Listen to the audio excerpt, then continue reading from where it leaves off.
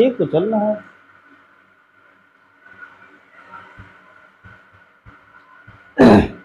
Hello student, आज हम बात करेंगे सोयाबीन की खेती के बारे में। सोयाबीन की खेती के बारे में। तो सोयाबीन को मॉडर्न ऑयल सीड के नाम से भी जाना जाता है। किस नाम से जाना जाता है? मॉडर्न ऑयल सीड के नाम से भी जाना जाता है। दूसरी चीज, ये इसे वंडर क्रॉप भी कहते हैं। पूछ लिया जाता है वंडर क्रॉप किसे कहते हैं, तो सोयाबीन को कहा जाता है। इसे येलो गोल्ड, पीला सोना भी कहा जाता है। ये जो है ऑयल एंड पल्स क्रॉप, दलहनी और तिलहनी फसल भी कहा जाता है। तो सोयाबीन को modern oil seed crop, wonder crop, yellow gold और ऑयल एंड पल्स क्रॉप के नाम से भी जाना जाता है। क्लियर इतनी बात? सोयाबीन सार्डे प्लांट के अंतर्गत आता है। हमने बताया था कि जितनी भी खरीफ फसलें हैं वो सभी जो है आपके लगभग सार्डे प्लांट के अंतर्गत आते हैं। देखते हैं इसका बॉटनिकल नेम क्या होता है। ग्लाइसिन मैक्स होता है। क्या होता है इसका साइंटिफिक नेम?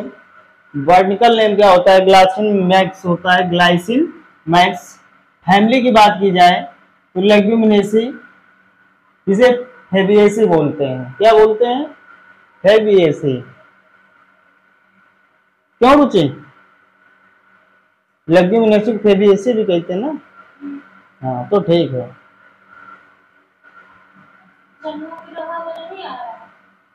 क्रोमोसोम नंबर कितना होता है?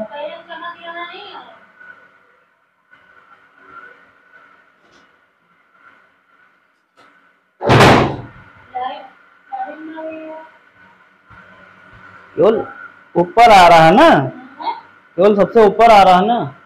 अरे तुम तो गड़बड़ करवा दे। फैमिली इसकी लेग्यूमिनेसी, ठीक है। क्रोमोसोम नंबर 2n बराबर 40 होता है। कितना होता है? 40 होता है। फिर बात कर ले उत्पत्ति स्थल क्या मिलता है? तो चाइना है। क्या है उत्पत्ति स्थल इसका? क्या है? चाइना। सोयाबीन का जो है ओरिजिन प्लेस चाइना है।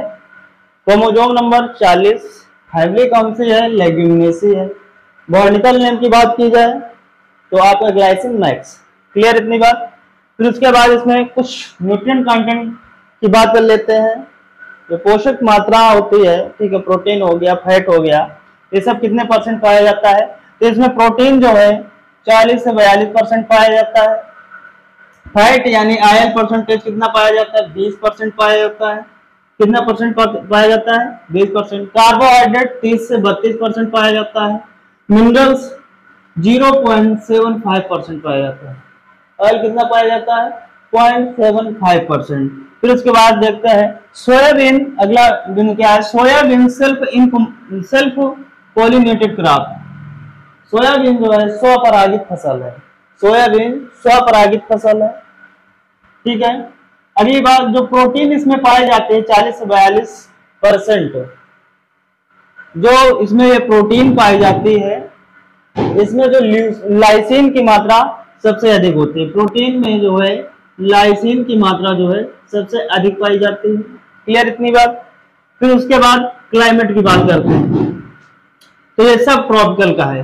कहने का मतलब जलवायु इसके लिए खरीफ सीजन की फसल है तो खरीफ मौसम में की जाएगी, ठीक है।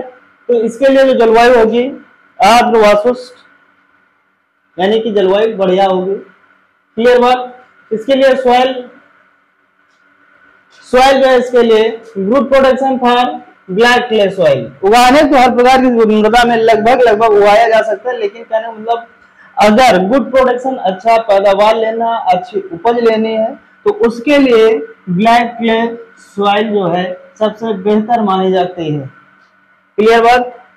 फिर उसके बाद word in use for vegetative oil, यानी सोयाबीन को विश्व स्तर पर तेल के रूप में सबसे ज्यादा कहां पर उपयोग किया जाता है? वेजिटेटिव ऑयल मतलब वनस्पतिक तेल के रूप में विश्व स्तर पर अगर देखा जाए तो इसके वनस्पतिक तेल के रूप में सबसे ज्यादा कहां प्रयोग होता है? तो इंडिया में प्रयोग होता है, अपने भारत में।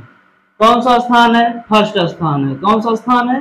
फर्स्ट स्थान है। अगर यहीं पर बात कर लिया जाए प्रोडक्शन की, सोयाबीन का प्रोडक्शन वर्ल्ड की दृष्टिकोण में कहां पर है? तो यूएसए का है। कहां का है? यूएसए में जो है सबसे ज्यादा इसका प्रोडक्शन होता है। फिर इंडिया की बात करते हैं। इंडिया में सबसे लीडिंग स्टेट कौन से है, तो आपका एमपी है। फिर एमएच है, एमपी बोले तो मध्य प्रदेश, एमएच महाराष्ट्र, आगे राजस्थान, यानी पहला स्थान एमपी का है, फिर महाराष्ट्र का है, फिर राजस्थान का है। क्लियर इतनी बात। उसके बाद आगे बात करते हैं वैरायटी। किसके बारे में बात कर रहे हैं, वैरायटी। वैरायटी के अंतर्गत पहली वैरायटी T49, T49 ये छोटे दाने वाली वैरायटी है। T1, T1 जो आपकी किस्म होगी, इसमें जो है चटकने वाली समस्या पाई जाती है, ठीक है, ये भी वैरायटी है।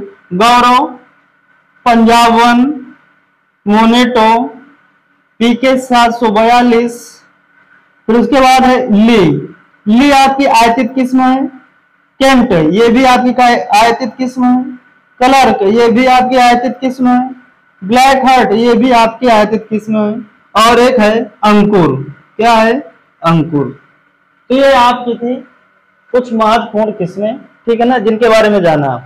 कौन कौन सी किस्में हैं, T49, T1, गौरव, पंजाब 1, मोनेटो, पीके 742, ली, केंट, क्लर्क, ब्लैक हार्ट और अंकुर, ये कुछ महत्वपूर्ण किस्में हैं, ठीक है।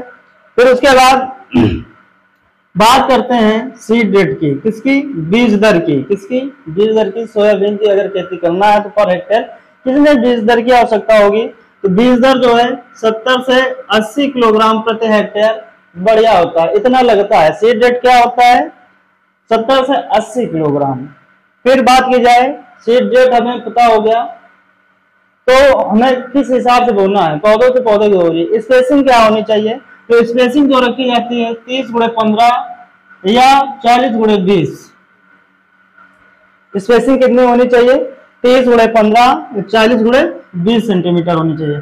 फिर उसके बाद सीड ट्रीटमेंट क्या जरूरी है, हाँ जरूरी है, रोगों से बचने के लिए। जैसे कि बहुत सारे रोग होते हैं जो बीजाणु जनित होते हैं, कुछ होते हैं सॉइल जनित होते हैं, तो इसलिए हमें जो है सीड को ट्रीटमेंट करके ही बोना चाहिए। जैसे कि कोई भी हमारा डिजीज है, अगर बीज जनित है तो उससे छुटकारा मिल सके, ठीक है। क्लियर इतनी बात। तो सीड ट्रीटमेंट किस मेथड से करते हैं सोयाबीन में, तो सोयाबीन में FIR मेथड प्रयोग करते हैं, जिसका मतलब होता है राइजोबियम जापोनिकम कल्चर, ठीक है ना। ये बायोलॉजिकल ट्रीटमेंट है। कैसा ट्रीटमेंट है, बायोलॉजिकल, जैविक उपचार है, ठीक है। फिर उसके बाद बात करते हैं वीड मैनेजमेंट, खरपतवार नियंत्रण। सबसे बढ़िया, सबसे साधारण बात है कि इसका जैविक अगर कंट्रोल किया जाए, मैनेजमेंट किया जाए तो सबसे बढ़िया है। तो इसके लिए क्या करते हैं, 2-3 निराई गुड़ाई करवाते हैं, उसके माध्यम से खरपतवार निकलवा देते हैं, ठीक। इस प्रकार एक तो कागज खरपतवार का प्रबंधन कर सकते हैं। दूसरा, अगर हम रसायन प्रयोग कर रहे हैं तो बिफोर जर्मिनेशन, यानी कि बुआई से, वो अंकुरण से पूर्व हम लासो जिसे बोलते हैं क्या, एलाक्लोर, क्या बोला जाता है इसे, एलाक्लोर, इसका प्रयोग करते हैं। किसका प्रयोग करते हैं, एलाक्लोर का प्रयोग करते हैं। क्या दर होनी चाहिए, 1.5 किलोग्राम प्रति हेक्टेयर की दर से प्रयोग करते हैं।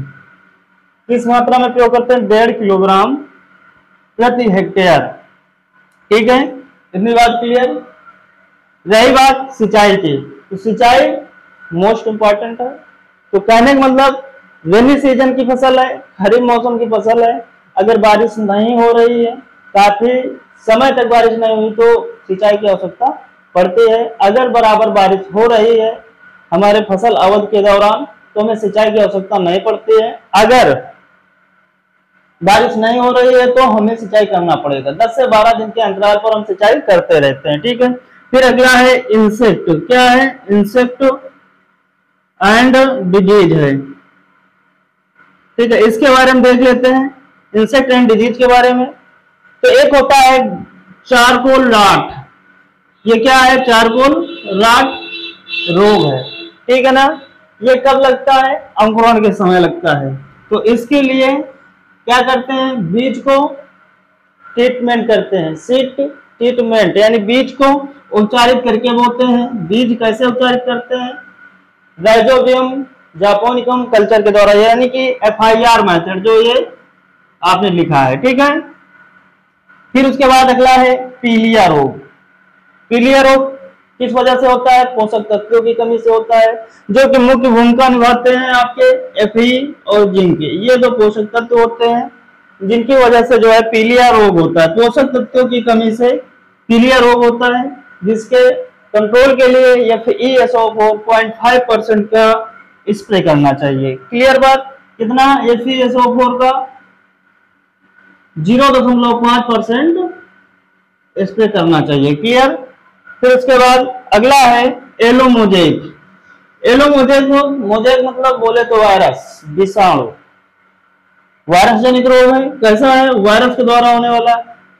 सीधी सी बात, वायरस को फैलाने के लिए किसी न किसी वेक्टर की जरूरत होती है, किसी न किसी माध्यम की जरूरत होती है। तो जो सोयाबीन में एलो रोग होता है, एलो मोजेक रोग होता है, इसको फैलाने के लिए यानी कि वेक्टर का काम कौन करता है, व्हाइट फ्लाई। कौन काम करता है, व्हाइट फ्लाई। तो सीधी सी बात है, इसको कंट्रोल करने के लिए व्हाइट फ्लाई को हम मार देंगे, वायरस कंट्रोल हो जाएगा, या तो इसके पौधों को उखाड़ कर नष्ट कर देंगे या जला देंगे, ठीक है। तो व्हाइट फ्लाई को कंट्रोल करने के लिए डाइमेथोएट का प्रयोग करते हैं। क्या करते हैं, डाइमेथोएट का प्रयोग करते हैं। फिर अगला नेक्स्ट कीट कौन सा है, टोबैको कैटरपिलर।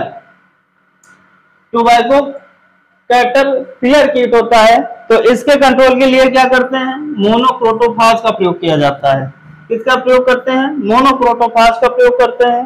फिर एक होता है गर्डल बीटल, गर्डल बीटल, ठीक है, ये कीट होता है जो कि सोयाबीन में लगता है। इसके लिए क्या करेंगे, इसके लिए भी हम डाइमेथोएट का प्रयोग करते हैं, ठीक है ना। क्लियर बात। फिर उसके बाद इसमें लास्ट बात करते हैं, क्या प्रोडक्शन होता है, एल्ड क्या होती है, उपज। तो उपज इसमें जो है 25 से 30 क्विंटल पर हेक्टेयर होती है। कितनी होती है, 25 से 30 क्विंटल पर हेक्टेयर होती है। क्लियर इतनी बात। तो